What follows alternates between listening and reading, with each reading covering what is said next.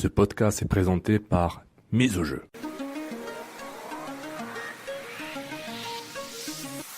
Mise au jeu. Gages-tu? Ce podcast est présenté par la microbrasserie La Force du Malte, la bière du 12e joueur.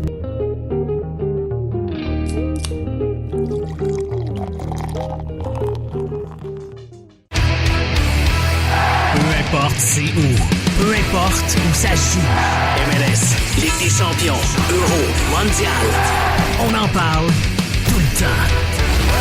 Dit comme ça fait vraiment bien, mais en vérité, on parle surtout de l'Impact. Cannes Football Club, les pionniers du podcast soccer.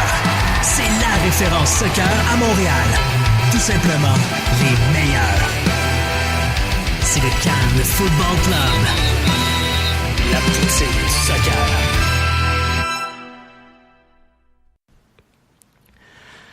Bonjour, bonsoir et bon après-midi. Bienvenue tout le monde à ce nouveau podcast du Canacé, édition Couscous Piri-Piri avec vous, Sofiane Penzaza, en ce 17 septembre 2018 et qui est la date d'enregistrement. Avec quoi, comme d'habitude, le Piri-Piri du football, l'expert socceristique, footballistique du Québec, monsieur Nilton Georges. Salut Georges.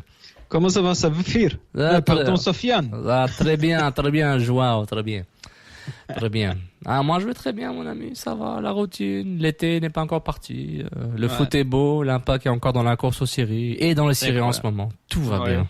Tout va bien. Lyon n'a pas perdu son match, donc ils ne seront pas tentés d'aller chercher le staff lyonnais à Montréal. Jimmy marque des buts à Bordeaux. Américois marque des buts, donc on oublie tout ça. La Ligue des champions commence cette semaine. Ronaldo avec 2 buts à la Juve. Honnêtement, le monde du football est dans un état d'extase. Honnêtement, incroyable. Ben, à la semaine prochaine. Voilà, on n'a plus rien à dire.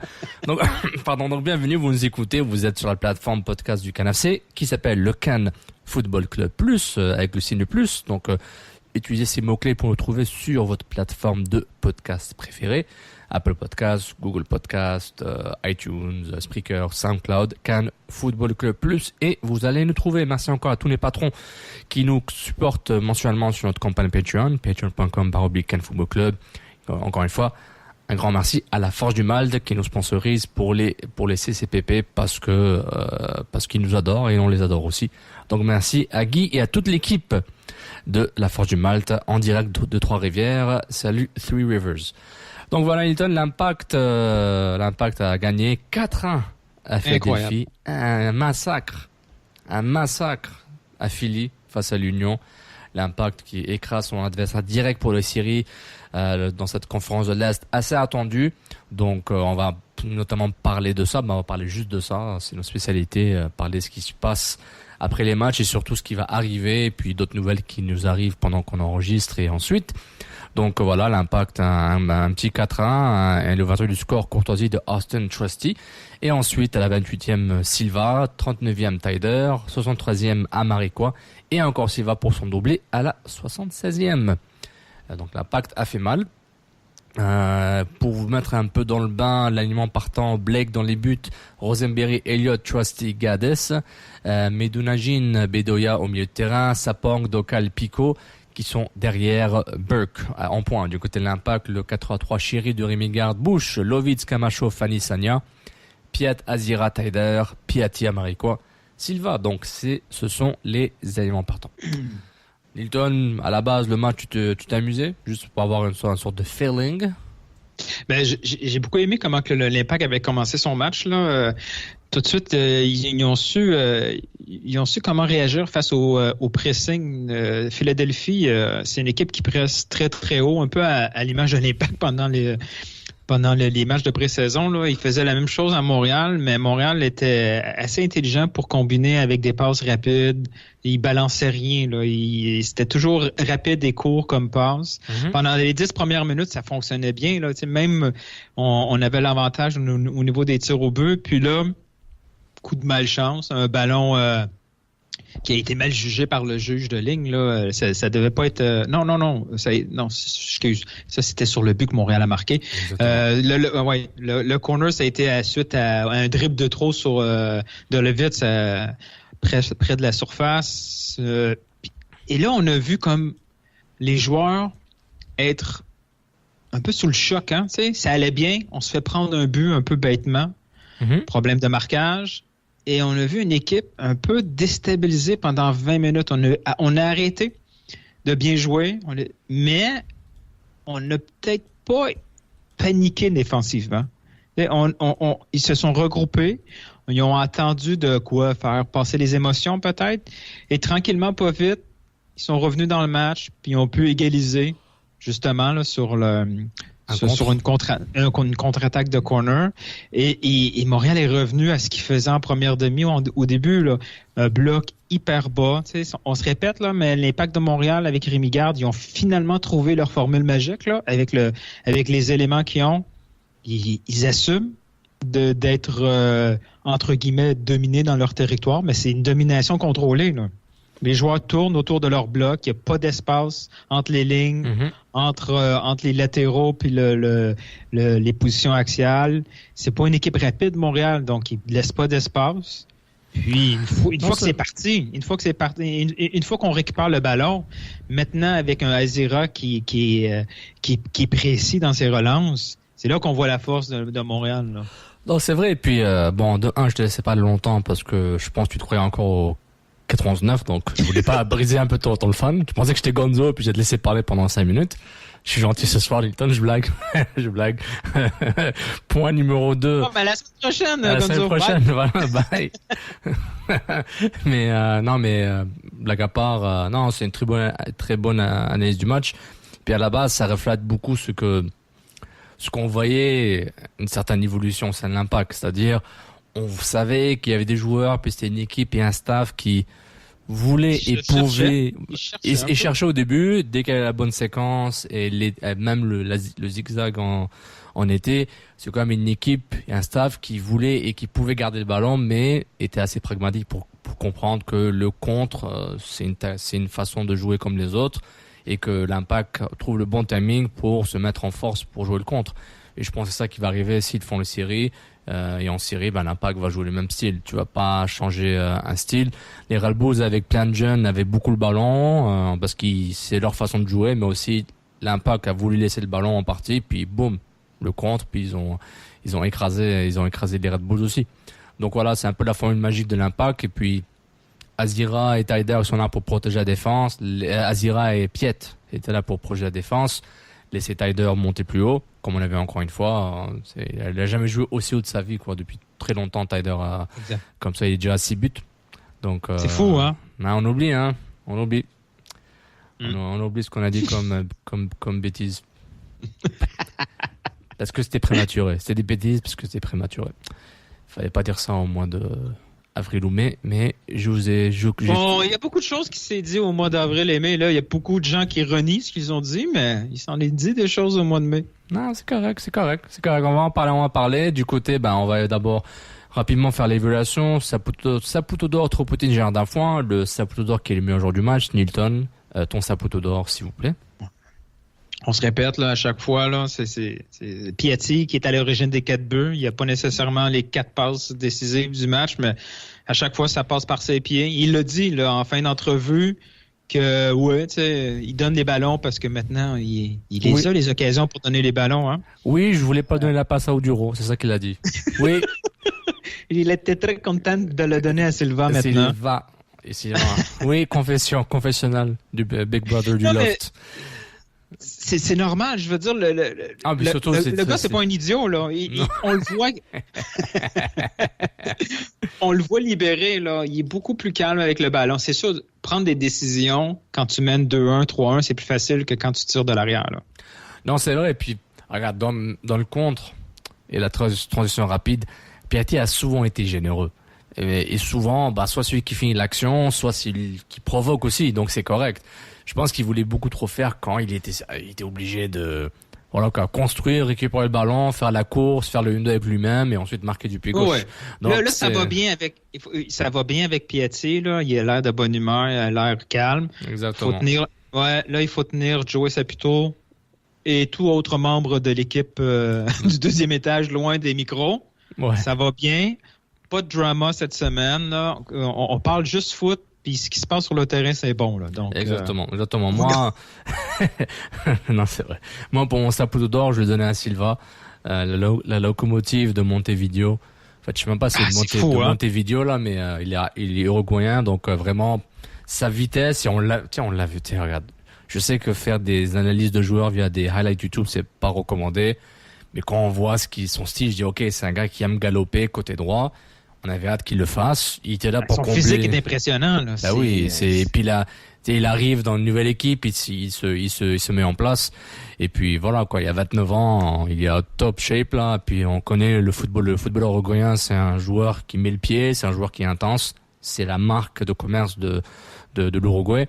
Donc moi je trouve Silva Saputo d'or. Puis encore une fois, on l'a jamais douté de lui, juste qu'il jouait dans un poste qui convenait pas au début. Ensuite, était dans le doghouse de Rémi Garde pour des raisons qu'on n'a pas trop compris. Même lui, Rémi Garde a avoué qu'il était peut-être un peu trop sévère. Puis le fameux match où il le retire, puis après coup, contre Toronto.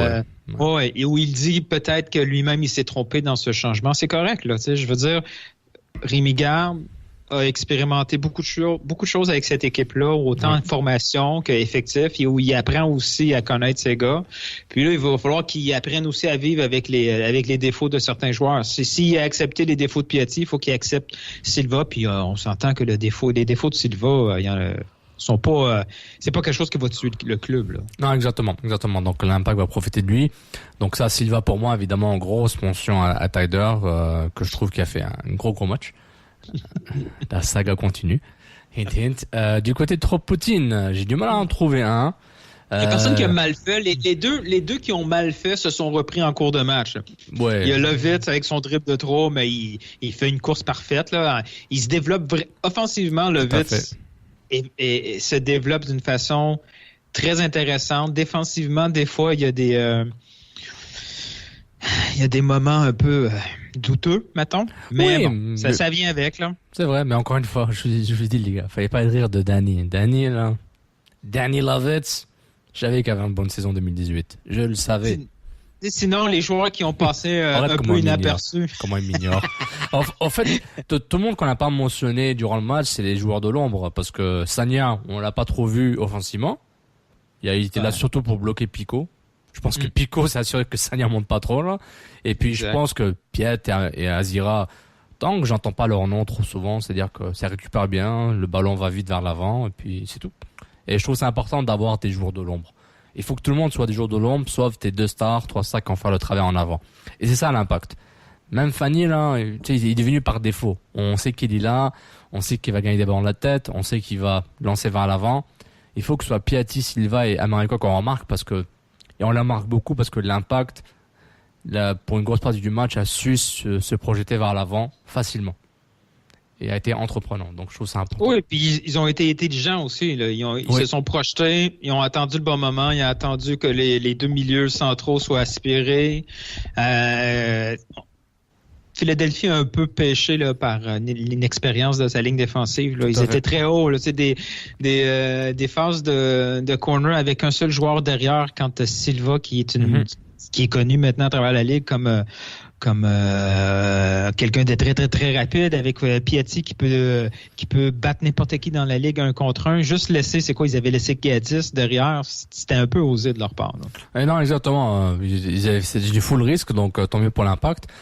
Pour moi, du coup, Tropoutine, si c'est un joueur de l'Impact, bon, Lovitz pour l'erreur, peut-être Camacho qui m'impressionne. Il n'y en a pas vraiment. Ouais. Même Camacho m'impressionne pas tant que ça. Pour dire, l'Impact a payé tout cet argent pour lui. Je veux dire qu'on va attendre. On va peut-être dans 2 ans, j'aurai tort, il n'y a pas de problème. Mais en ce moment, je me dis, bon. Mais c'est pas un Tropoutine pour moi, Camacho. Mais dans ce match-là, j'étais un peu, Ça fait quelques matchs qu'on peine à en trouver un. C'est bon signe? Ah, c'est bon. C'est bon, ça sent la coupe.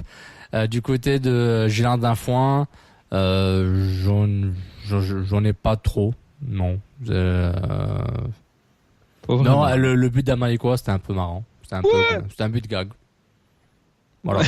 Il manquait juste qu'il se lève puis qu'il se mette la main à l'oreille comme Matteo, là. Exactement. La célébration. Il manquait juste la célébration de Matteo. J'ai été discriminé tout ce temps-là.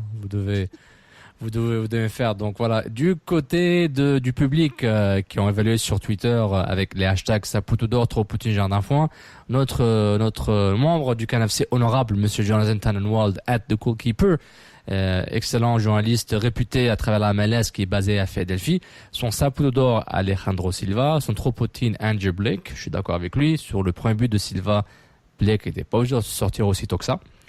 Je vous garantis, si Bush fait la même chose, on l'échange demain. Du moins sur Twitter, il est déjà échangé. Gérard Foin, à moi, à Sofiane Benzaza, for lack of any better ideas right now. Donc voilà, le même Jonathan Tannenwald a du mal à trouver à un moment Gérard Foin. Du côté du public, on a notamment Michel Paris à Paris Fort. Je ne donne que le Saputo d'or ce soir et je le donne à Rémi Garde qui a transformé techniquement ce club. Mention plus qu'honorable à Piatti, Taider et Silva. Donc Michel Paris avec un Saputo d'or métaphysique ou philosophique. Vincent IMFC, Silva Mariquois pour son Saputo d'or. Tropoutine les 10 minutes de l'Impact qui suivent le premier but et Jardin Foin, Burke, G. Vaillancourt à Guillaume V60 le Saputo d'or au quatuor offensif qui sont tous bons. Tropoutine, Lovitz, mauvais match malgré sa passe décisive. Géraldin Foin, Sagna, Boulette qui fait rigoler Bush à la fin. Et un petit dernier, Benoît Normand, Saputo d'or Piette, Tropotine Bush, Géraldin Foin, les sorties du Garden Filier. Donc merci tout le monde d'avoir rigolé avec nous. Là, j'en ai pas lu une bonne trentaine qui étaient là, donc merci tous de participer. Trentaine que j'ai scrollé rapidement, je pense qu'il y a plus que 30 qui ont participé aux évaluations après match sur Twitter, donc merci encore pour ça. Nilton, Yep. Le public avait des questions. Ouais. Et le but de cette émission, c'est de répondre à ces questions. Et une des premières questions qu'on a eues, provient d'Étienne Roy. Puis c'est drôle parce qu'une question, ça presque a été un podcast. C'est-à-dire, que pensez-vous de l'échange de Pacioretty?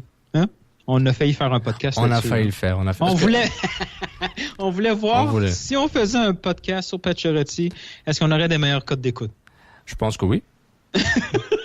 En termes de SEO et de mots-clés, on peut mettre ça dans des forums et Facebook Hubs, fans, je pense qu'on va partager un peu partout. Je suis pas mal sûr. Mais honnêtement, est-ce que Pacioretty était un bon capitaine, honnêtement? Non, la vérité. Une question encore plus métaphysique. À quoi sert un capitaine Hilton? Est-ce que le rôle du capitaine, dans une équipe de hockey notamment, est-ce que ça sert à quelque chose? Je veux la vérité. Dans une équipe de sport, par exemple, Montréal, là, on parle du club de foot, bien sûr. Soccer. C'est qui le vrai capitaine cette saison? C'est qui le boss, le leader? C'est qui le leader de la chambre? De ce qu'on peut voir, nous, en tant qu'amateurs, pas en tant que journalistes, parce qu'on n'a pas accès, on ne voit pas les relations, on n'a pas accès à la chambre, tout ça. Mais le vrai capitaine... Moi, je dis c'est Bush et Fanny, j'ai l'impression. Et on s'entend que Fanny doit transformer complètement la cohésion. On parle pas sur le terrain, mais vraiment le mental de cette équipe passe beaucoup par Fanny. Question quiz à ceux qui nous écoutent. Répondez sur Twitter. Honnêtement, qui est le capitaine de l'Impact de Montréal en 2018? Réfléchissez 3 secondes, répondez. J'ai hâte de voir. Mettez le premier nom qui vient en tête. Pas qui est le capitaine. Après, vous avez checké Wikipédia. Mais qui... Non, pas celui... exact. Pas celui sur les formulaires. Là. On parle du vrai leader. Du vrai leader. Donc voilà, quel est le premier qui vous est en tête? On sait évidemment le capitaine officiel, c'est Piatti, a priori. Mais bon, on va pas faire semblant que le capitana, ça change quelque chose à Piatti. Il joue de la même façon. Donc voilà. Donc juste pour dire, en parlant de capitana, le fait d'avoir le C au hockey ou le petit bout élastique là autour du bras dans le foot, c'est pas nécessairement un gage de réussite ou un gage de quelque chose de plus, parce que t'as 11 joueurs, t'as un capitaine, ça peut être un leader technique, ça peut être un leader moral, un leader éthique, quel que soit le choix que le coach a pris.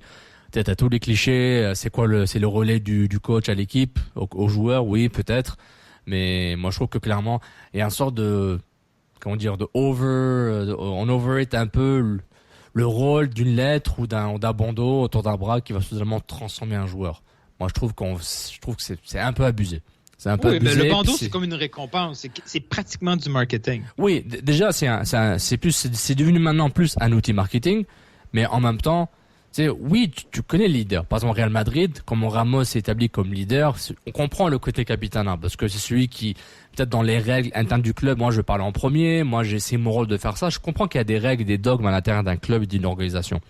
Mais c'est plus que le fait qu'on soit omnubilé avec ça, parce que sur le terrain, si ton capitaine est nul, c'est pas parce qu'il porte le C et qu'il porte un bandeau que ses stats vont monter de plus 10. C'est plus une question que lui, il a des responsabilités, mais à la fin, il doit penser à son jeu et pas au jeu de l'équipe. Mais moi, ce que j'aime du fait que Piatti porte le brassard, au-delà du fait que c'est la star, c'est une récompense, une certaine reconnaissance, moi, c'est son expérience dans la MLS avec les arbitres. Il y a beaucoup d'arbitres qui sont espagnols dans la MLS. On le voit, ils discutent beaucoup. Il connaît le profil de certains arbitres. Il doit savoir comment leur parler, probablement dans leur langue. Tu sais, ça aide d'avoir quelqu'un qui a cette expérience dans la MLS pour faire de la diplomatie. Parce que ça reste, c'est ça. Quelqu'un, c'est le représentant du club. Si c'est quelqu'un comme Bradley qui gueule ou qui intimide, ça peut être efficace aussi. Mais un gars comme Piatti va utiliser une autre arme. Il va discuter. C'est sûr que il va pas faire changer une décision. Une fois que la décision est rendue, mais ça peut servir là, pour les futures décisions, cette forme de diplomatie plus positive. Fanny, lui, c'est d'autres choses. Lui, c'est sur le terrain. Il apporte, le calme nécessaire et par son jeu défensif aussi, il y a une autre forme de calme.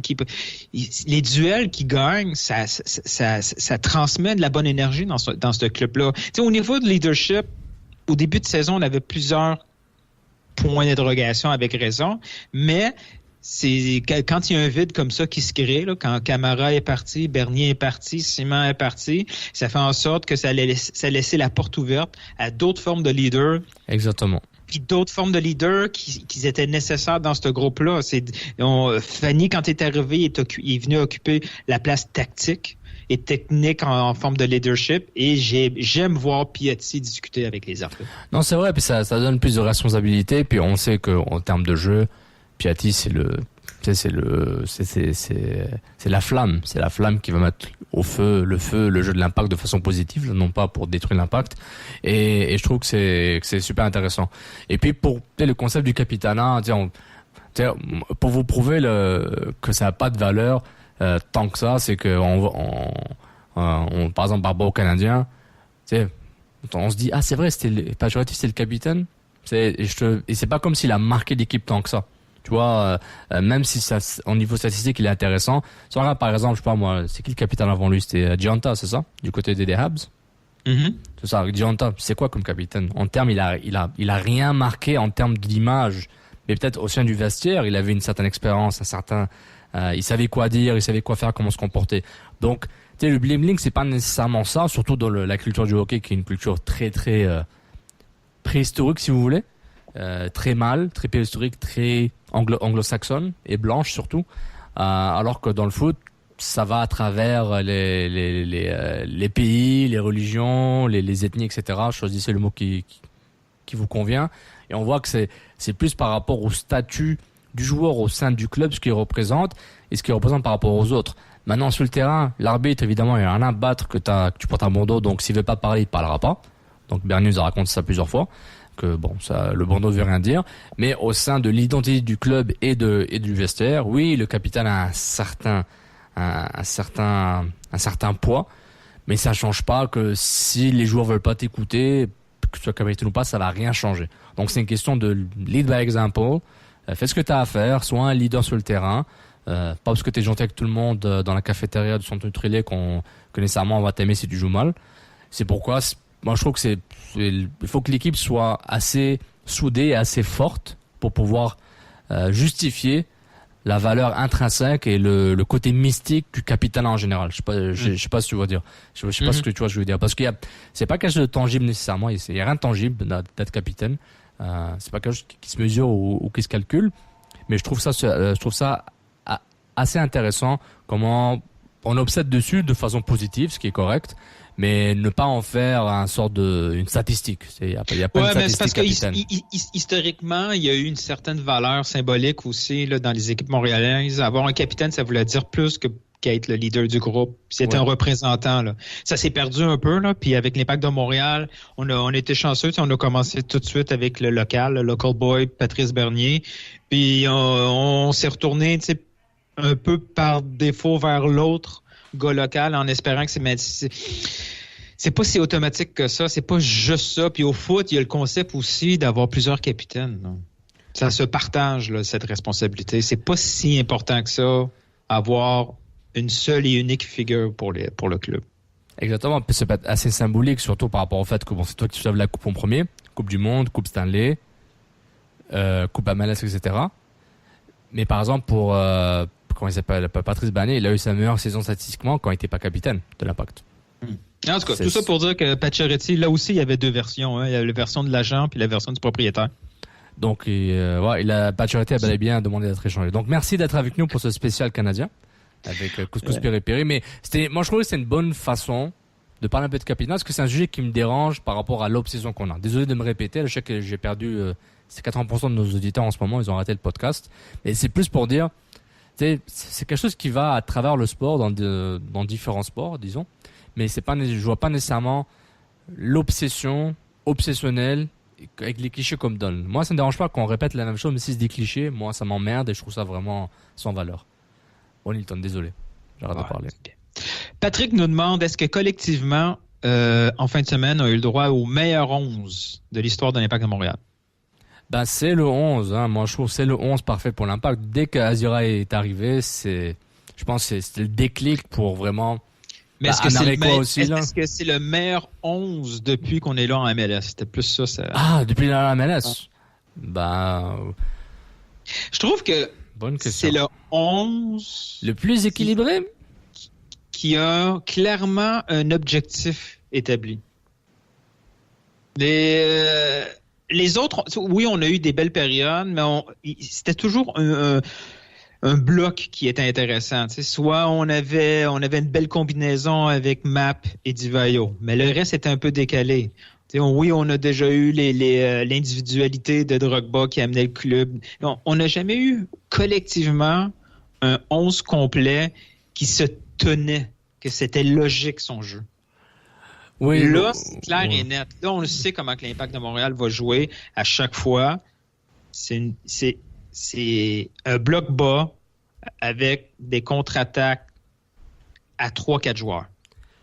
Mais je trouve marrant, Nilton, c'est que ce pattern, ce modèle qu'on voit, ce modèle d'affaires sportif de l'Impact, on le voit, on a déjà vu ça. On a déjà vu le club tituber en saison, puis à la fin, jouer le contre et mieux jouer, puis à gagner des matchs.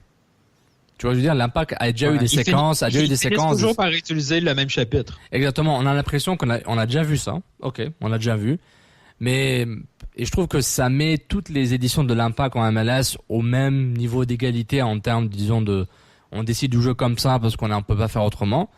Donc, si on va individuellement par les joueurs, moi je trouve que à la base, même le fait qu'il y ait eu Drogba et Divayo, ce 11-là, il est tellement différent, il a tellement évolué en termes de ce que chaque joueur est capable de faire. Je trouve qu'il compétitionne très prochement de l'édition de 2016, avec Drogba, Piatti, Bernier, Rio Coker, etc. Vraiment, c'est un match que j'aimerais voir. Édition 2016, édition 2015. 2015, pardon. Édition 2015, pardon. La fin de la saison, Pellissier avec Donadel, etc. Et cette édition-là. Je serais curieux de voir qui va gagner ce match-là. Parce que il y a beaucoup plus de jeunesse dans cette équipe-là. Bon, la moyenne, disons, c'est qu'avec Tyder, avec Piat aussi, qui baisse la moyenne, Krolicki qui ont joué. Mais la défense a vieilli de façon drastique, là. C'est une défense assez vieille. Et Bush est très différent et s'est amélioré de façon exponentielle. Donc, je trouve que je mettrais de l'argent sur cette équipe-là parce que le facteur Silva et Piatti est tellement prévisible de façon prévisible pour dire on sait ce qu'ils vont faire puis tu pourras pas les arrêter aussi facilement que ça. Mais moi, ce que j'aime du club présentement, c'est qu'il y a peu de joueurs qui sont hors position ou dans un rôle qui leur convient pas. Tu sais, le seul que je vois qui joue dans une position qui lui convient moins, mais qui fait bien le travail, c'est Saphir. Oui, exactement. Et puis, est-ce que l'Impact a déjà eu un joueur comme Saphir Tyder depuis la MLS au milieu de terrain qui est capable de de faire autant de volume en endurance, de jeu. C'était le plus proche que je vois, puis les gens l'aimaient pas, là, mais c'était Felipe. Ouais, c'est ça, ouais. C'est très Filipesque. Ouais. Souvent, il faisait un rôle des fois, il jouait trop haut pour son niveau de talent, mais il était capable de faire quand même le travail. Des fois, il jouait comme milieu défensif, tandis que c'est pas vraiment un milieu défensif. C'est quelqu'un qui est beaucoup plus polyvalent. C'est quelqu'un qui était capable de se donner énormément sur le terrain. Un peu comme Zafir, c'est lui qui s'occupait des corners. C'est le même profil un peu, là. C'était le box-to-box qu'on utilisait à toutes les sauces. Mais tu sais, là, Zafir joue dans une position plus avancée, mais avec des éléments tellement forts autour de lui que ça paraît moins qu'il est en hors position. Parce que ce qu'il essaye de faire, ça reste dans son champ d'expertise. Ça, si on lui demande de dribbler et de faire 5-6 passes clés pendant le match, non, il sera pas capable de faire ça. Non, tout à fait. La grosse différence, c'est que notre ailier droit, Silva, fait en sorte que c'est moins grave si on est plus faible comme avant-centre. Il suffit qu'un gars comme Quincy fasse le minimum et ça peut être suffisant pour avoir une bonne équipe. On parle pas d'équipe championne, là, mais c'est suffisant pour avoir une bonne équipe. Tu sais, c'est pas la même chose que New York Red Bull ou Wright Phillips. Lui, on lui donne une demi-chance, il la met dedans. Exactement. Non, c'est très bon pas par rapport à ça, et puis je suis d'accord. Et est-ce que Piatti, Taider et Sylvain ont en commun, je trouve, en fait même Piatti et Azira, là, mais tous les joueurs de milieu de terrain et devant, et même Américois, c'est qu'ils ont un volume constant. Là, ils sont en forme, puis ils arrêtent pas de courir. Ils arrêtent pas. Honnêtement, je dis pas ça parce que c'est Taider, là, mais honnêtement, observez Taider, il court partout. Tu vas le voir souvent s'arrêter parce qu'il n'y a pas de courir, mais il va à gauche, il va à droite, il distribue, il se met comme deuxième attaquant, il va supporter le côté, il va chercher le ballon. Et la force de sa fête. Dans cette équipe-là, il n'y a personne qui court pas, là. C'est la force, c'est la valeur qui se retrouve dans tous les joueurs, là. On l'a vu, là. Les joueurs qui se traînent les pieds sont sur le banc où ils restent à Montréal. Exactement. Non, c'est vrai. Et puis désolé si je dis quelque chose d'évident, mais je trouve que le volume de jeu de Taider, c'est-à-dire sa capacité de vouloir le ballon. Parce que la différence avec beaucoup de joueurs que l'Impact a eu, Taider n'a jamais peur d'avoir le ballon. Il veut le ballon. C'est son boulot. Tu vois ce que je veux dire? C'est son travail, puis le ballon, il veut faire quelque chose avec. T'entends, il va tresser, il va juste le repasser en arrière à la défense. C'est un joueur qui prend le moins de risques possible en termes de passe. En termes de réussite, en termes de décision, il veut prendre le moins de risques possible. Et c'est pourquoi, quand t'as Amaricois et Piat derrière lui, ça l'aide beaucoup. Parce que ça enlève des tâches qu'il a plus besoin de faire, et puis il peut se concentrer sur la vitesse de Piatti, la vitesse de Silva, et surtout aider Amaricois dans l'axe. Parce que Taider, l'axe, il est tout le temps attiré par l'axe. C'était tout le temps l'axe, son endroit de prédilection. Et je trouve qu'il fait un excellent travail. Et tous ces joueurs-là sont tellement différents, mais ils se complémentent très bien. On le savait. Puis on est content qu'Amaricois, même si on n'a pas l'impression qu'il fait grand-chose, je trouve que ne pas faire grand-chose, c'est mieux que d'être un point négatif sur l'équipe. Désolé pour Mankozu, mais ce qu'Amaricois fait, c'est ne pas tirer l'équipe et la freiner. Et c'est ça qu'Amaricois ne fait pas, il freine pas l'équipe. Prochaine question, elle est très facile. Michael nous demande, est-ce que Rémi Garde a enfin trouvé la place qui revient à Vargas? Ben oui. Vargas, c'est sur le banc, puis merci, au revoir. Vargas, tu vas être un héros pour un coup franc en série MLS, tu vas faire quelque chose, mais c'est, honnêtement, voilà, quoi. Il faut arrêter le fantasme Vargas. Voilà, il fallait surtout arrêter la surenchère et la surestimation. Le rêve éveillé de tous, là. Oui, le mirage du certificat de naissance, là. Oui, c'est ça, et surtout de survendre comme si c'était la prochaine perle, on l'a quand même pas vu jouer. C'est plus ça. Donc moi, il faut arrêter là. C'est bon, Vargas, ça n'a pas marché cette année. J'espère que ça marche l'année prochaine. C'est ce que j'ai prédit. Il va encore rester au club. Mais ce qui est important de savoir, c'est que voilà, il apporte rien sur le terrain. Et même si je pense qu'il peut faire ce que les autres joueurs font Ce qu'ils ont fait Il n'y a contre... pas de place pour lui dans le schéma tactique qu'on a présentement. Là. Exactement. Il n'y a pas de place pour lui. Et je pense qu'en termes de volume de jeu, je pense qu'il peut faire et courir tout un match et vraiment se sacrifier pour l'équipe. Il peut le faire. J'en suis convaincu. Mais c'est juste que... Après un an d'entraînement. Voilà, Rémi Garde n'a plus le temps de savoir où est-ce qu'il va le mettre, quand il va jouer. Est-ce qu'il va pas enlever Silva ou Piatti pour faire plaisir à Vargas? Honnêtement, c'est vraiment pas intéressant. Vargas, c'est fini, puis vraiment, il en a marre. Anthony Côté nous demande qu'est-ce qui explique qu'une équipe comme Philadelphie avec des joueurs si rapides n'a pas été en mesure d'être plus menacée offensivement contre l'Impact de Montréal? L'Impact jouait le contre, donc il jouait bas, non? Exact. Il n'y avait aucun espace derrière. Là. Ils n'ont jamais pu utiliser cette force-là. C'était une évidence avant le match que Montréal allait jouer comme ça. Puis, ils n'ont pas été en mesure de s'adapter. Il faut dire aussi que Doka n'a pas eu un gros match. Là. Il arrivait de blessure. Philadelphie, là, ce match-là, ça risque de leur faire vraiment mal. Mais vraiment mal. Parce que là, ils s'en vont dans une séquence de match un peu compliquée. Oui. Ils jouent mercredi à Seattle. Si je ne me trompe pas, Seattle est sur une séquence de plusieurs victoires. Oui, je vais te dire ça, mais continue, vas-y. Ensuite, probablement le match de la fin de semaine contre Kansas City, Philadelphie, ils vont reposer des joueurs. 6 victoires consécutives pour Seattle. Donc là, 4 jours plus tard, dimanche, ils reçoivent Kansas City. Kansas City, aussi, ça va bien. Mais surtout, il va falloir qu'ils reposent des gars là-dedans parce que c'est leur finale de la US Cup. Leur première chance de trophée. Et Philadelphie pourrait se retrouver tranquillement avec une séquence de défaites et avec une grosse crainte là, pour une place en séries éliminatoires. Philadelphie, oui, certains vont dire que c'est peut-être un bon wake-up call, que c'est tant qu'à perdre, un 4-1, c'est parfait parce que ça. Mais il va y avoir des conséquences. Oui, c'est un seul match perdu, mais des fois, il y a des matchs comme ça pivots. Philadelphie pourrait se retrouver en dehors des séries à cause de cette claque-là. Non, c'est vrai, et puis mentalement, ça pourrait leur faire mal. Honnêtement, je peux vous rappeler, l'Impact est 6e avec 39 points, Philadelphie est 5e avec 40 points avec un match de moins joué que l'Impact, DC United 35 points avec un match de moins de jouer avec l'Impact. Et donc voilà, Philly peut se retrouver facilement 7e ou 8e d'ici son match de la US Open Cup contre Houston. Ouais. Donc, après ça, ils vont visiter Columbus, reçoivent Minnesota, ça devrait aller. Après, ils affrontent les deux New York. C'est vraiment pas évident. Là. Ils n'ont pas un calendrier facile. Là. Non, c'est rough. L'Impact, c'est New York City, DC United, Columbus, Toronto, New England. Donc, un certain niveau de difficulté, mais il faut qu'il joue les matchs là.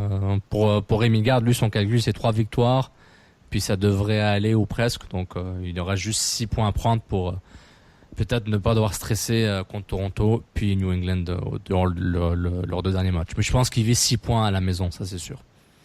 Du moins contre New York et Columbus. Excuse-moi. Oui. Sorry. Ouais. Teach Tournesol nous dit est-ce qu'on pourrait envoyer un bouquet de fleurs au Colorado pour les remercier de nous avoir donné Azira contre un choix de 4e ronde? Hein? C'est là qu'on voit que le choix de 4e ronde est vraiment bizarre. Mais Azira, c'était...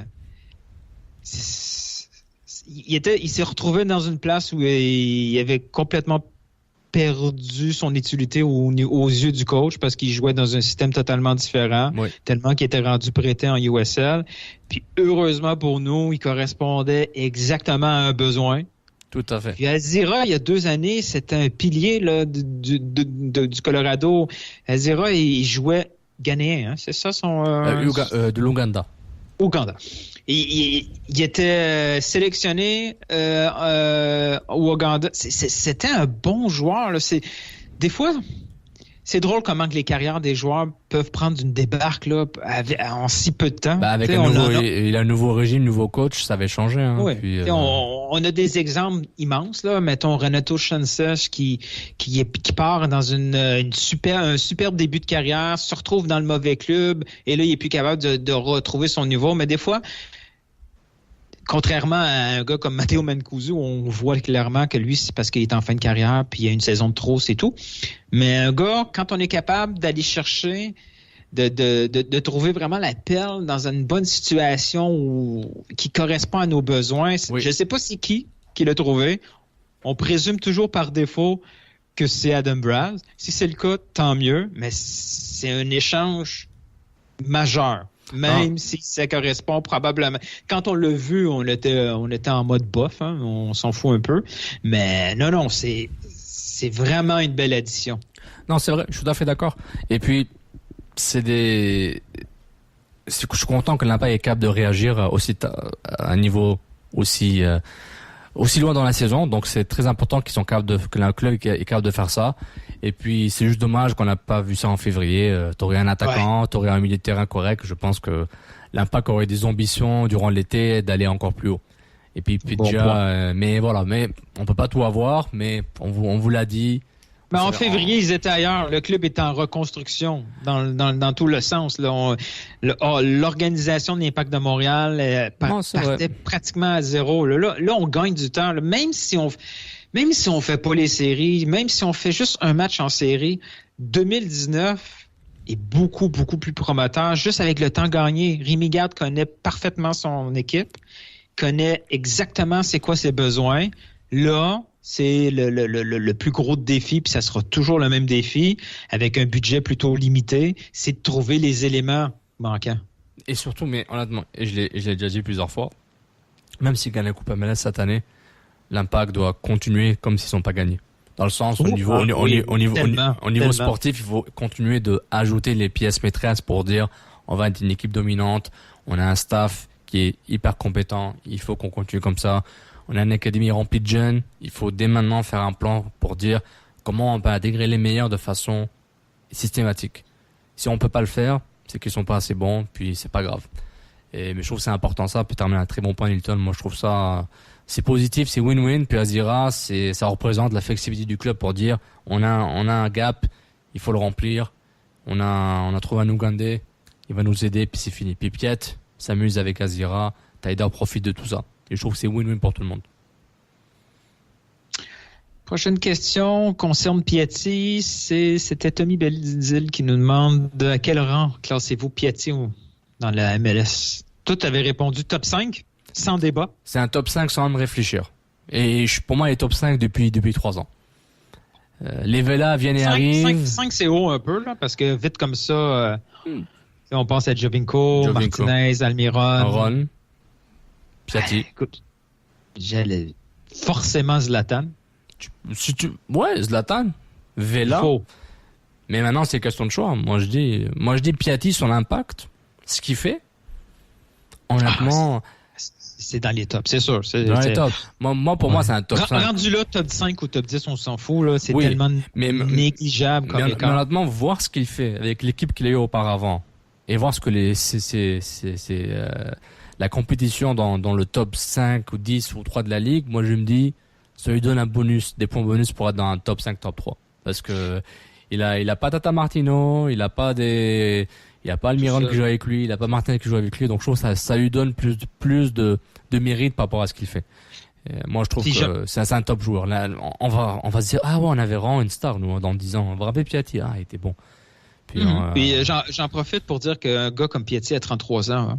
Oui, donc sa forme physique, elle est hallucinante. Ouais, à chaque fois que après avoir exactement l'âge là, après avoir vu le match de Rooney là, je peux pas croire qu'on critique toujours l'âge sans trop réfléchir après chaque signature. Zlatan a 36 ans, il domine. Non, c'est ça. Et surtout, il fait son travail. Ouais. Oui, Rooney, lui aussi, là, avancé dans la trentaine, puis non, on lui demande pas de faire des sprints à la Silva, puis de battre mais son intelligence. Exactement. Oui, mais c'est la rapidité de ses gestes, là, de ses prises de décision, de la façon qu'il combine. Il faut arrêter d'être... j'allais dire quelque chose. J'ai arrêté juste à temps pour pas dire le mauvais verbe. Il faut arrêter d'être excité dès qu'on entend l'âge en bas de 23, 24 ans. Là. C'est pas nécessairement l'élément le plus important. Si on est capable d'avoir un gars à 28, 29 à son prime pendant 5 ans dans ton club, signe, puis arrête de poser des questions. Exactement. Puis il faut arrêter cette obsession à faire de l'agisme. Il faut arrêter de discriminer par rapport à l'âge. Ça n'a aucun rapport. Parce que rapidement, on oublie d'où il vient. Tu sais, un gars comme Zlatan, il y a 2 saisons, il était où? Wayne Rooney, même chose. Un gars comme Fanny, tu sais, on a beaucoup parlé de son âge, mais Fanny, il y a quelques saisons, pas il y a 5 années, là. Il y a 2 années, il était où? On oublie, là, s'il se retrouve en MLS, premièrement, c'est son choix à lui. C'est un projet différent. Il y a une circonstance très court terme qui explique cette disponibilité. Tout à fait. C'est pas en sorte qu'il ait pris 10 ans d'un coup, là. Non, exactement. Et puis c'est un peu... C'est dommage pour les experts qui se prononcent si vite que ça, parce que vraiment, Rooney, j'ai pas compris, là, vraiment... c'est le salaire, c'est ce qui est demandé, le prix du transfert, etc. Là. Ouais, mais bon. On est tellement... Mais la nouvelle mode, c'est de dire que la MLS, c'est la MLS 2.0, c'est fini les vieilles stars européennes en pré-retraite, mais des fois, ces gars-là en pré-retraite, c'est au niveau marketing, c'est immense. Et quand ils réussissent des jeux comme Rooney a fait il y a un mois, comme Zlatan a fait en fin de semaine, ça se retrouve dans tous les bulletins de nouvelles. C'est pas nécessairement la course de Silva là qui va se retrouver sur les bulletins de nouvelles européennes. C'est pas ça qui va faire vendre la ligue. C'est pas ça qui va faire en sorte que Messi va vouloir jouer un jour en MLS, puis que Ronaldo va vouloir revenir se battre contre Messi en Amérique du Nord. Tu sais, il faut profiter de ces occasions-là. Si un gars comme Zlatan veut venir, si Rooney veut venir, il faut arrêter de les faire chier avec leur âge. Exactement. Arrêtez de faire chier. Vraiment, vivez un peu, vivez le moment, puis profitez-en. Ce que Rooney a fait d'ici en si peu de temps, c'est assez impressionnant. C'est vraiment, puis l'Impact le fera pas parce que ils ont des problèmes à vendre des billets, donc ils vont pas investir dans un Rooney parce qu'ils ont pas l'argent. Ils l'ont déjà fait pour Piatti, puis ils ont plus d'argent. Donc Nilton, est-ce que tu as renouvelé tes billets de saison? Oui, justement, Dr. Foot voulait savoir ton opinion sur les modifications du tarif. Veux-tu en parler? Je suis pas sûr qu'on en a parlé ensemble. Hein? Non, on n'a pas parlé. J'ai pas nécessairement une opinion tranchée parce que je ne paye pas pour les billets. J'ai une presse média. J'ai payé pour des billets individuels. Je trouvais ça pas trop gratuit, pas nécessairement trop cher. Mais je dis ok, tu payes pour un produit, c'est individuel, donc ils veulent que tu casques le prix, puis prends des packages ou des billets de saison pour sauver de l'argent. Et j'ai beaucoup de fans qui nous écoutent et qui nous lisent, qui m'ont contacté, qui m'ont donné moi j'ai été augmenté de ça. J'ai eu on m'a dit quelqu'un a été augmenté de je pense il y a du 100% dans certains cas. Certains et d'autres c'était 12-15%, c'était pas nécessairement énorme, mais moi honnêtement, regardez. Moi ce que je trouve bizarre c'est que on n'est pas content quand le club te donne pas une expérience client satisfaisante dans le stade, le Wi-Fi, les toilettes, la bouffe et même sportive. Et ensuite, quand le club commence à te traiter comme un client parce qu'il a besoin de ton argent, tu dis mais pourquoi je suis un client, je suis un supporter. Tu vois, genre le club il faut qu'il fasse quoi. Le client peut pas, le club, l'Impact ne peut pas gérer un supporter et un client. Pour lui c'est la même chose. Le client est un supporter, le supporter est un client. Donc l'Impact, comme tous les clubs, a besoin de fidéliser une partie de son stade pour dire on a besoin d'un revenu constant.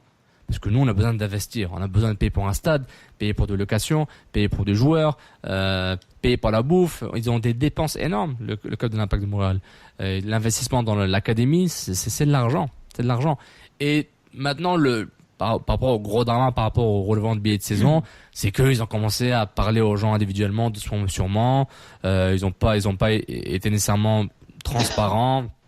Honnêtement, moi, je sais pas ce qui se fait ailleurs, mais d'autres clubs qui ont du mal à vendre comme l'Impact, je sais pas ce qu'ils font nécessairement, mais ils font pas quelque chose de mieux parce qu'ils ont encore du mal à vendre. On va pas comparer l'Impact à Atlanta ou à Man United ou à Arsenal. C'est des modèles très différents. Des villes différentes, des marchés différents, médiatiques, et surtout une culture très différente. Et excusez-moi, il y a tout le temps un doute à chaque année, même quand il y avait Drogba, est-ce que le stade Saputo sera rempli? Parce qu'honnêtement, en 2012... Ouais, mais moi je trouve qu'il joue un jeu dangereux. Moi, personnellement, les prix des billets, c'est pas quelque chose qui m'affecte, mais moi, c'est personnel. Tu sais? Ouais. Quand des gens sont pas contents, faut pas qu'une entreprise comme l'Impact de Montréal ou une relation un peu plus importante qu'un dépanneur ou que n'importe quelle autre entreprise, là, tu sais, il y a une relation d'amour qui existe entre le client et l'entreprise. Oui. Là. T'as des choses que toute entreprise essaie de créer de façon fictive. espère avoir une relation comme ça intime avec son client. Là, l'Impact de Montréal l'a de façon naturelle. Et il brise cette relation-là avec un discours comptable. Je trouve ça tellement illogique de leur part. Là. Mais tu penses pas Ils sont en train de dire, non, mais ils disent la vérité. Mais ils disent la vérité, Nilton. Ils vont dire quoi? Ils vont dire quoi? On est là pour vendre du football? Mais quand ils sortent leur argument, c'est mieux de fonctionner parce que ça sera pas long que ça va leur tomber d'en face. Il est en train de me dire, OK, moi, là, mon billet, il faut que je le perde là, parce qu'il va me coûter le double. OK, parfait. Moi, j'ai juste X dollars dans mon budget, donc je vais me déplacer, je vais aller un peu plus à gauche ou un peu plus haut. Ouais. Ils sont mieux de vendre le maudit billet. Parce qu'à chaque fois qu'il va être vide, ce maudit billet-là, qu'est-ce que tu penses qu'il va se retrouver dans les médias sociaux? Je sais qu'un gars comme Richard Legendre, ça le tape ses nerfs de le voir, des gens commenter sur Twitter, puis il dit à peu près à chaque entrevue que tout le monde est journaliste, puis que Twitter, c'est pas la vérité. Mais Twitter, c'est ce qui alimente les médias. Non, je suis d'accord. Quand il se passe quelque chose, comme le prix des billets, moi, ce sujet-là, je l'ai jamais vu arriver. Je pensais jamais que ça allait devenir quelque chose d'important dans la semaine. Et c'est devenu sujet d'actualité parce que les gens ont réagi sur ces plateformes-là. L'année prochaine, là, si mon billet que j'ai perdu parce qu'il me coûte le double est 3 fois sur 4 vide, je vais prendre des photos 3 coups. Puis je vais dire, il est où ce fameux client-là? Pourquoi moi je suis obligé d'être plus haut ou à gauche, ainsi de suite? Il va juste avoir il donne des armes futures. Comment ça se fait qu'ils réagissent? Mais tu penses pas qu'ils ont besoin de faire ça? Oui, vas-y, oui. Pourquoi qu'ils réagissent après une semaine d'entrevues un peu partout de gens qui sont en colère? Ils annoncent, nous allons réagir la semaine prochaine. Ça fait tellement broche à foin, là. Oui, parce que je pense déjà qu'ils ne sentaient pas cette réaction, puis peut-être ils n'ont pas encore tout finalisé, puis ils ont dit, on va réévaluer ce qu'on voulait faire, nos stratégies de vente, marketing et de billetterie, puis après on va laisser Richard en parler. Je pense que l'Impact a bien fait de se prendre dans la gueule pendant une semaine sur les réseaux sociaux, ne dis rien, prépare-toi, et tes stats prêtes, refais ton plan de vente s'il avait des ajustements à faire, et puis voilà, comme ça t'es prêt à poser des questions, parce que je suppose que Richard Legendre était préparé à 100%, que ce soit 690 TSN ou 91.9, 85, ça y a pris une semaine pour nous dire, nous on a assez fait. Ça n'a pas pris une semaine, ça a pris au club une semaine. Ça a pris au club une semaine pour se dire, c'est long, je suis d'accord Nilton, mais je préfère qu'ils prennent leur temps, qu'ensuite baragouiller n'importe quoi, dire quelque chose qu'ils peuvent pas retirer, puis après alors, avoir l'air encore plus broche à foin. Moi, ce que je dis, Nilton, regarde, honnêtement, moi, ce débat, je le trouve très intéressant. C'est juste qu'à la fin, le foot a changé, là. Je veux pas faire un truc métaphysique, là. Les ultras, ils existent dans le foot, les tifos, etc. Mais le football, quoi qu'il arrive, le foot qu'on regarde à la télé ou dans les stades, ça reste la consommation. À la base, à la fin de tout ça, tu consommes. Donc il faut que tu payes pour aller voir le match, entertainment. Maintenant, ta relation avec le club, elle peut être émotionnelle, de telle façon que tu deviens un ultra, ou que tu deviens un supporter ardu, ou que tu deviens un détenteur billet de saison, mais qui aime s'asseoir, et pour toi l'émotion c'est regarder sans rien dire, mais dans ton cerveau c'était animé et tout. Donc chacun a sa façon de consommer le produit Impact. Mais ton relation à la fin, le club a besoin de toi. À un moment, il faut pas faire semblant que l'historique Man United ou l'historique Inter Milan, qui était le club des communistes, n'est pas là pour faire de l'argent. Il faut arrêter. Man United, un club très populiste. À un moment, il faut dire la vérité. C'est des machines marketing, c'est des brands. Man City, le petit club le petit club méchant et pas méchant, moche de Manchester, l'autre club de Manchester. Maintenant, c'est une machine. C'est une machine à vendre. Mais ce que je dis, c'est que je comprends la frustration des gens. Ça touche au portefeuille. Un portefeuille qui est déjà tight. Surtout au Québec, on est très taxé par rapport à notre revenu. Mais à la fin, vous consommez. Et c'est votre choix de dire, c'est trop cher, je peux pas y aller. Et je suis d'accord, t'as intérêt à que mon billet, que la place que j'ai plus parce que tu m'as mis ailleurs ou je suis pas revenu au stade, t'as intérêt à la vendre. Je suis d'accord avec ça. L'Impact prend un risque, mais ce risque-là, ils sont obligés de le prendre maintenant pour dire, pour le futur, ça va nous aider. Et s'ils se cassent la gueule, qui se casse la gueule? Parce que moi, déjà, je trouve qu'ils sont déjà cassés la gueule en 2012, quand ils ont baissé les prix parce que les gens se sont plaints. Et aussi, parce que le stade n'était pas aussi rempli. Et moi, je trouvais ça dommage, parce que je me suis dit, vous savez quoi?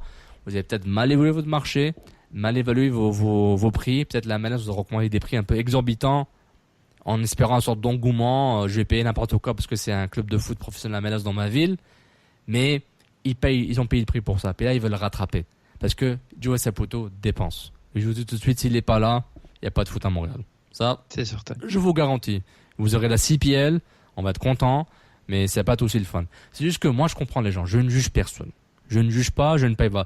Et moi, quand je vais prendre des billets de saison, parce que je vais en prendre, j'espère dans un futur proche, c'est juste pour dire, je vais payer le prix que je vais payer. Tu vois, genre, on me dit que c'est $2000 par année, je vais budgéter. Je dis, moi, je cherche plutôt 1200 par année. Est-ce que vous avez des billets pour ça? Puis je vais me débrouiller avec. Mais la frustration, je la comprends. Je la comprends à 100% et c'est important que tout le monde écoute tout le monde. Il faut pas penser que le club de l'Impact de Montréal ou même un club de football professionnel, c'est une charité. C'est pas une charité, c'est l'enfer de l'argent. Moi, ce qui m'étonne vraiment, c'est qu'il y a des preneurs à des plus gros prix. Parce que ce qu'ils nous disent, c'est qu'il y a des gens qui payent pas assez cher leurs billets présentement, qui pourraient vendre plus cher. Oui. Le fond du message, c'est ça, là. Mais ils sont là pour faire de l'argent. Ils en perdent tellement. Oui, non. Mon point, c'est qu'ils disent qu'il y a des billets. Oui, donc toi, t'as l'impression qu'ils disent n'importe quoi. Qu'ils vont trouver preneurs plus cher. Donc toi, t'as l'impression qu'ils disent n'importe quoi. Moi, c'est un gamble. C'est eux qui savent, c'est eux qui détiennent la vérité, c'est eux qui reçoivent les coups de téléphone. Oui. Mais quand je vois autour de moi, les billets autour de moi qui sont vendus, il y a très, très souvent des billets, des sièges vides. Les réguliers vont se faire déplacer, puis on va se retrouver avec malheureusement, je pense qu'on va se retrouver avec des zones centrales vides.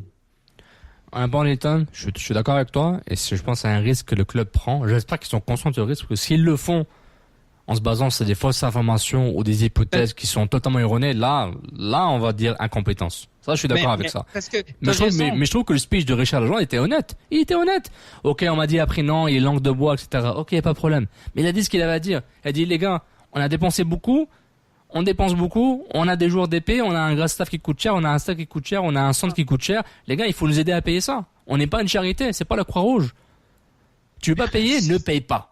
C'est ça que je dis. C'est la consommation, Nilton. C'est la consommation. Tu serais pas un bon vendeur de char, là. Non, vraiment pas. Vraiment pas. Là, je cherche un char, là, et j'ai vraiment du mal à négocier. Le gars, il est là pour vendre des billets à chaque fois qu'il parle. Et il est tout le temps en mode, j'exagère, mais il est tout le temps en mode attaque sur les détenteurs, sur les partisans. C'est terrible. Ça fonctionne pas. Non, c'est vrai, mais dans ce contexte-là, il avait raison de dire ça, mais dans le contexte auparavant où il disait acheter, alors que tu parlais aux membres durant l'Assemblée Générale des membres, eux, ils ont déjà acheté. Ils sont là parce qu'ils ont déjà acheté, donc ne leur dis pas d'acheter. Ça, je suis d'accord. Mais là, il est en train de dire à tout le monde qui va avoir des billets. Moi, si j'ai $300 par année pour acheter des billets, puis que là, mon billet devient 500, il va, tout le monde sait qu'il reste des places à $300 un peu plus loin. Tout le monde sait. Il n'y a pas besoin de le répéter. Tout le monde, le détenteur le sait. Non, je suis d'accord. Non, je suis d'accord avec ça. Puis, et si on continue par, non, c'est vrai. C'est vrai. Maintenant, encore une fois, on consomme. Et puis, quand on consomme, on paye quelque chose. Et encore une fois, je ne juge personne. Je ne paye pas pour les billets encore. J'en ai payé quelques-uns. Peut-être, sur les dernières 8 années, j'ai acheté peut-être 15-20 billets individuels. Donc, voilà, j'ai fait 2-3 matchs, là, où j'ai payé par année. Mais voilà. Je veux pas faire semblant que, je veux pas faire semblant que je suis blanc comme neige. Jusqu'à dire, je comprends ce que les gens, à quoi, je compatis un peu ce que les gens pensent et par quoi ils traversent. Et honnêtement, à la fin, tu consommes. Quand on te traite comme client, consommateur, supporter, fanatique, fan, l'Impact a besoin de ton argent. Tu veux le donner à l'Impact, tant mieux. Tu le veux pas, ils vont le prendre de quelqu'un d'autre. Sinon, l'Impact sera pas là dans 10 ans. C'est une question économique. Bon, est-ce qu'on termine le podcast avec le playoff, no playoff? On y va. Là, j'ai posé la question et c'est sûr que c'est l'euphorie totale. Là. C'est au-dessus de 90% playoff. Tu maintiens ton no playoff? Oui, je maintiens mon no playoff. Je ne vais pas changer d'avis parce que le vent tourne. Bon, mettons que tu aurais le droit. Es-tu plus confiant? Oui, je suis plus confiant, mais je garde un œil sur DC United. L'Impact a une bonne séquence, mais voilà quoi. Les autres clubs aussi ont le droit d'exister, mais je trouve que comment ils jouent, je voudrais dire playoff, mais je vais pas changer. Je suis têtu, je suis obligé d'être. Non, je vais pas changer.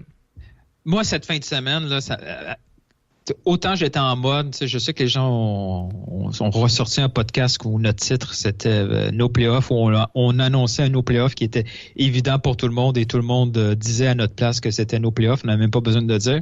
J'étais toujours en mode un peu attendre, il était toujours trop tôt pour décider quoi que ce soit. Là. Ouais. Mais là, en fin de semaine, moi, c'est la tempête parfaite que j'ai aimée. On a détruit le moral de Philadelphie. Il y a le contexte de Philadelphie qui va être compliqué parce qu'il y a la US Cup. Il y a les matchs qui doivent sacrifier en MLS parce qu'ils n'ont pas l'effectif pour. Exactement. Il y a la façon que DC United a perdre l'avance 3 fois. DC United est devenu un bon club avec Wayne Rooney, mais Wayne Rooney fait pas en sorte que défensivement, DC passe de dernière position à ça ressemble vraiment beaucoup à une équipe qui va faire les playoffs. Tout à fait. Non, et je suis d'accord. Tous les facteurs indiquent que l'Impact devrait faire les playoffs. Si ne pas faire les playoffs serait un désastre par rapport à ce qu'on disait en début d'année. Je me rappelle au mois de mai, on avait fait tout le drama, nos playoffs, etc. Puis honnêtement, je me rappelle pas si tu avais dit playoffs, no playoffs. Je me rappelle qu'on avait parlé de ce que j'ai pas écouté l'épisode, je vais pas la réécouter là. J'ai d'autres choses à faire, mais merci à coach Casimiro de nous rappeler de tout ça. C'est très bon travail et merci de nous écouter. C'est pour dire, et je me rappelle qu'on avait dit à un moment genre, et même une semaine ou 2 semaines après, on dit même s'ils font pas les séries, même il faut qu'ils planifient le 2019 maintenant. Et ça pourrait aider 2018 et changer la donne. Et c'est juste par rapport à ça. Mais moi, j'y croyais pas parce que j'ai dit ils ont pas d'attaquant puis ils vont dans la merde. Donc je vois pas ce qui peut vraiment changer. Mais ce que tu as déjà prédit, c'est que Mancuso allait nous marquer un but en play-off. Oui, ça je l'ai prédit. Donc en disant ça, tu as prédit un no play-off en disant un but de play-off. C'est merveilleux. Tu vois, c'est pour dire, je pense qu'ils vont faire les play-offs, mais je vais pas changer ma prédiction. Honnêtement, je peux pas le faire. Je vais pas dire il reste 2 matchs. L'Impact a besoin de prendre 1 point sur les 2 derniers matchs. Ils font les séries. Tu veux que je change mon opinion à ce moment-là? J'aurais vraiment l'air d'un faux cul. Puis moi, je suis honnête avec moi-même, avec tout le monde. Et puis je voudrais remercier Julien Tardif qui a ouvert le débat avec sa question. Mais lui, Julien, qu'est-ce qu'il nous avait prédit? Lui, il attend attend l'habitant du dernier match pour dire playoff, no playoff? Exactement. Le DCGND, 5 minutes avant que l'arbitre va dire playoff. Juste pour dire, Julien Tardif, il fait le podcast sur CanFC qui s'appelle Le Match en main. Qui va s'appeler dans pas longtemps Le Match de trop. Donc, merci Julien d'être avec le CanFC et au revoir. Ce qui est bien, c'est qu'on le name drop à la fin du podcast, comme ça on sait s'il nous écoute jusqu'au fond ou pas. Exactement, on va pas le mentionner, on va juste dire, on va voir s'il écoute. Quoique Doc Mayo va le taguer vers 11h53 AM demain. Damn Doc Mayo. Il faut faire attention, Doc Mayo, avec ses comptes Twitter des fois. On va te trouver Doc, on est proche. Des fois tu vas te tromper, tu vas écrire sur le mauvais compte. On est proche, attention. Doc, si tu veux nous parler de façon privée, on va garder ton idée sauf avec nous. Donc, tu peux tout nous parler, Doc. Le vrai Doc. Bon, Manilton, merci beaucoup de nous rejoindre à moi pour la 1e fois durant cette saison. Et puis, en attendant, merci tout le monde de nous écouter sur la plateforme Can Football Club Plus, sur toutes les plateformes de podcast préférées. Donc, trouvez les mots-clés Can Football Club Plus. Vous voulez nous supporter sur les réseaux sociaux Can Football Club, Twitter, Facebook, Instagram. Évidemment, patreon.com/Can Football Club pour une contribution mensuelle. Le prix d'un Starbucks latte à la citrouille. C'est la saison, ça arrive. Et puis, merci tout le monde et Nilton, à la prochaine. Okay. Ciao. Ciao tout le monde. MLS, Ligue des champions, Euro, Mondial. On en parle tout le temps. Des fois, on parle de cuisine, mais pas longtemps. Can Football Club. C'est la référence soccer à Montréal. Tout simplement, les meilleurs. C'est le Can Football Club. La poutine du soccer.